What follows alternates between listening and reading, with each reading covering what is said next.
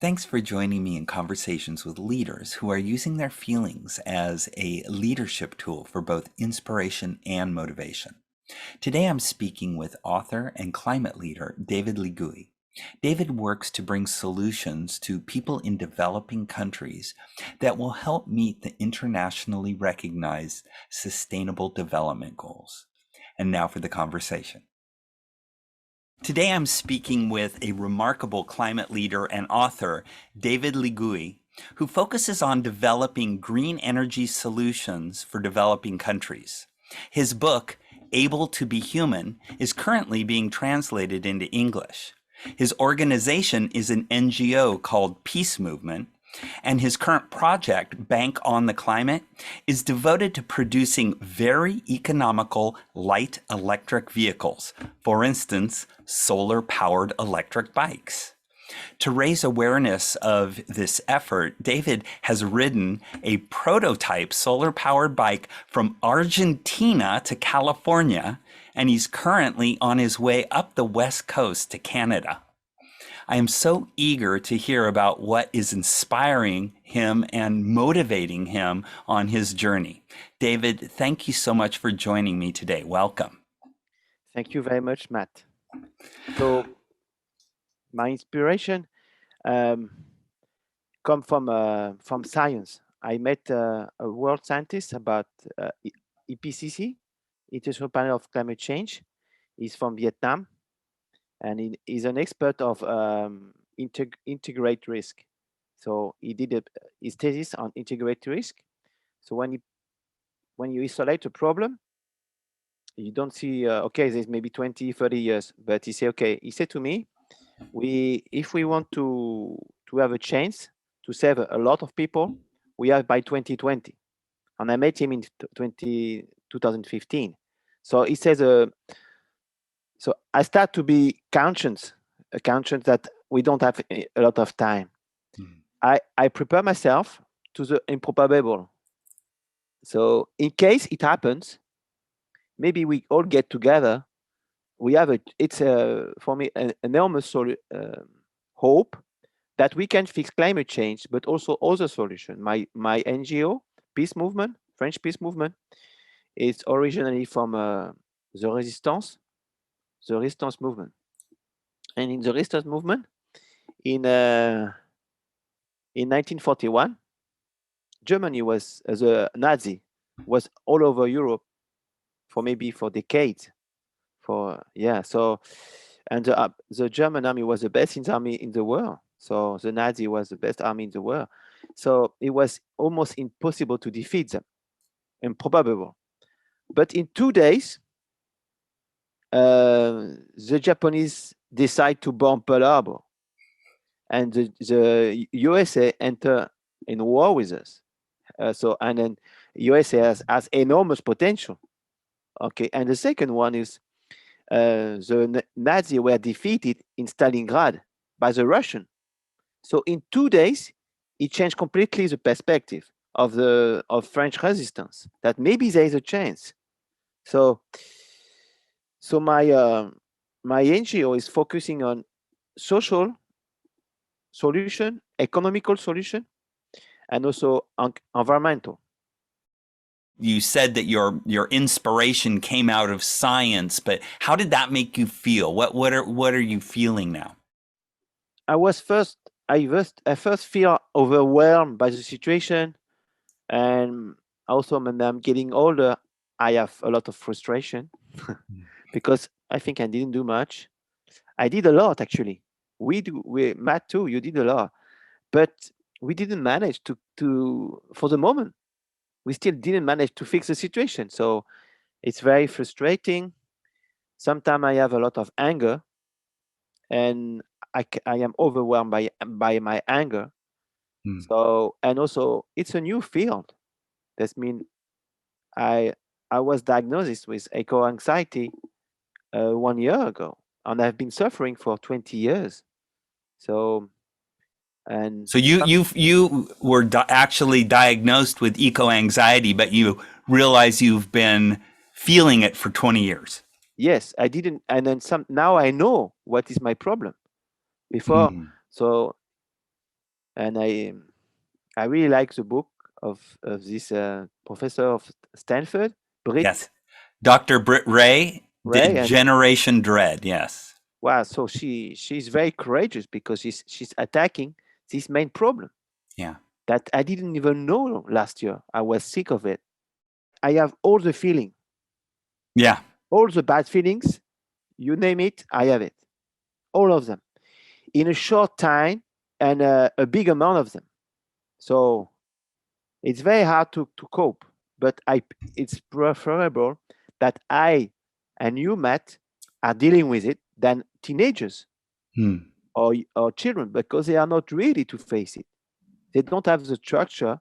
If I have big problem to face it, imagine the children. And so one of them is also denial. Me, I should be the guy most who should know most the problem because I've Mhm. seen it. I've seen it. But sometimes I don't want to see it because it's too much. Yeah. So I have my brain should do some denial to protect myself. Many people are starting to have very strong feelings, but the easiest thing to do is to just be in denial. It's a Yes. self-defense mechanism. And once you get past denial, it essentially uncorks all these other feelings that will come out: frustration, anger, grief, anxiety. All of these things are being bottled up now. And once you get past denial, they're going to come out. And I think more and more people, as they come to grips with climate reality, they will be starting to feel these feelings, which, so I guess what I want to ask you next is, now that you're feeling all these feelings, how do you channel them into constructive, positive action? I have to know what is my what's called resilience. You have to look for resilience. Resilience, it's a mechanical term that if you eat somebody, if you eat a metal, it becomes stronger. Mm. So it's a natural property of steel. If you eat it with hammer, it become every time stronger. So, but there is a limit. So me, I have to find my resilience factors, and everybody's different.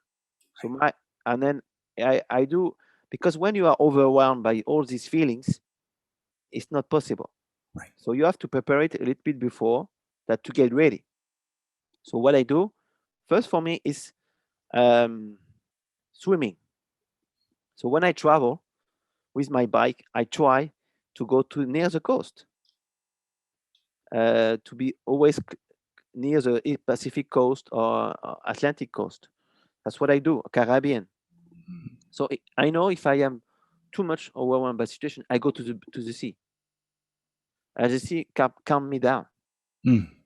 And second one is I do what I do is biking, because biking is generating sport. It's generating also, like swimming, endorphins will calm my body and calm down my brain. And then and biking, it's helping me also with nature because I have to look the nature. I Mm-hmm. have to not to look to my problem like this. I have to open to look left and right. It's very basic, but to do that, look left and right. Nature. Oh, there's a bird here. Oh, there's a car here. It's just calm me down Mm-hmm. because I stop concentrating on my problems, on my fears. I look around. So that's the second one, and the third one is dancing. So los Latinos, they have been suffering for 500 years. So they are very resilient. They are not from a consuming society where can have everything because they don't have money. So they found some ways to be resilient. So it's dancing and singing. So they are poor, but they are allowed to dance. Don't need too much to dance. So the third for me is dancing. I'm looking. I take some time to dance. And maybe a fourth, maybe also very important, is my bike, because bike will provide curiosity, provide. So that's what is part of the project. That mean, if you stress people, they're already very stressed. 2/3 of the young people on the planet are stressed by the problem, and they are not in denial because they don't have this mechanism so elaborate. Adults are more in denial because they are too busy of obviously because they have way to be in denial. Young, especially young children, are not in denial. Mm. They are quite straightforward. They see the reality and they speak the reality. Mm-hmm. And they are afraid. They are Mm-hmm. really afraid. They are in panic. So what I do with my bike, I bring curiosity, creativity, and joy. So Mm-hmm. wow, what is this? And I provoke the meeting. And I have a lower bike that also provoke humility because I'm lower than people. That Mm-hmm. was part of the plan. So what I'm promoting is women's emancipation through transportation. Who is the biggest? So also I'm tackling the problem. Mm-hmm. Action. So this, if I do action, if I'm just worried about my feeling, it doesn't help. I have to act. What advice would you give to them? It's everything is interactive. So I have to work on myself, and I have to work with others. I have to also believe that it's possible to do it on a world level. I have to work with the institution. Has to be a complete change. So, and we have to do it fast. So it's like a disruptive change in everything. So my advice is really based on the SDG. People should know first what is a SDG, and SDG, they have 176, 169 targets. So young people, especially, they should know that because it's going to help them to have an overview of the solution because this everything is interconnected. And after they have to feel in their heart what is the most important for them. Because like in your book, everybody's different. So you can work on one target, on one of the 69 target, and say, and maybe sometimes you can even change in time, but you can constantly say, now I am more concerned about this target. For example, could be gender equity, could be integrated education. It can be write a book, or it can be okay. Or maybe sometimes maybe you just too overwhelmed. Just take care of yourself first, or it can be taking care of others, and this will take care of yourself. Whenever you are going to, start to have feelings about something, it's about a problem. That's usually what is the starting point of having feelings, is whether it's your head or your heart or your gut is telling you that something isn't right. There's a problem. And It's a never faced problem of humanity. Nobody right, has faced such a problem before. right. And you bring up the very good point of, study the problem. Really take the time to understand what the problem is. Don't just assume you know it. Don't just assume that your gut is right or your heart is right or your head is right. Actually take the time to understand the problem, and then let that really good understanding of the problem inform your head or your heart or your gut what to do next. I think that's what I heard you say. And everybody is different. Everybody will bring a different strength or a different focus. And we need it all. We need everything. That's biodiversity. That's right. Exactly. And if we're all on the same page in terms of what the problem is, as we all contribute, we will all be working towards solving the same problem. Yeah, it's a patchwork of solution. It's Yeah. like a puzzle of solution, and it will all come together.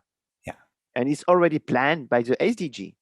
So okay, it's going to work. You're going to work on mental health of people because that's your knowledge.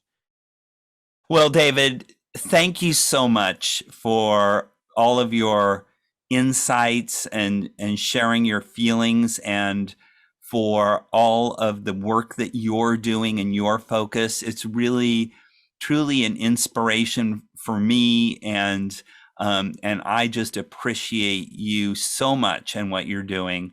And I wish you the very best on your continued journey, and much success to you as we solve our collective problem.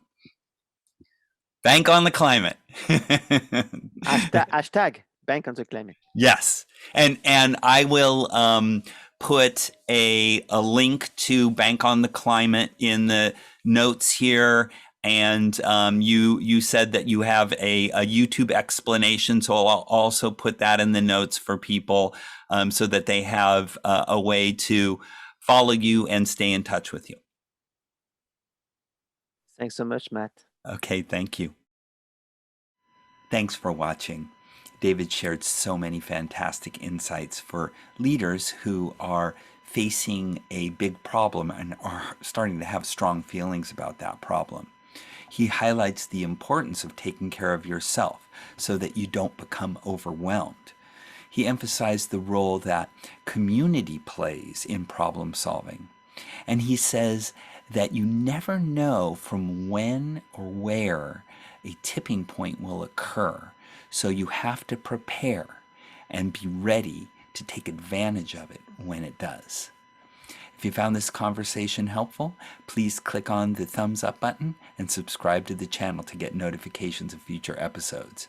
If you have any questions, please leave them in the comments section, and I'll respond as soon as I can. Thanks again.